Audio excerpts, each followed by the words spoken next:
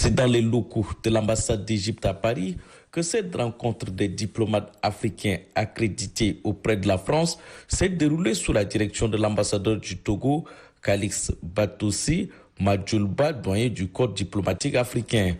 Occasion pour l'ambassadeur du Tchad en France, Kedala Younous Hamidi, de faire une communication sur les événements survenus le 20 octobre dernier au Tchad. Après avoir rappelé la douloureuse et tragique disparition prématurée et inattendue du feu maréchal Idriss Déby Itno et la mise en place du Conseil militaire de transition, ainsi que la désignation de son président, le général Mamad Idriss Déby Itno, et la tenue du dialogue national inclusif et souverain, l'ambassadeur Kedala Younous Hamidi s'est apaisanti sur les douloureux événements du 20 octobre dernier. L'ambassadeur Kedala Younous Hamidi a précisé que cet événement était illégal car les organisateurs ont défié l'autorité de l'État et ont fait fi de l'arrêté du ministre de la Sécurité publique interdisant leurs actions au prix de mettre à feu et à sang le pays. En tout état de cause, devrait-il ajouter, cette manifestation n'était ni pacifique ni spontanée. C'était une insurrection armée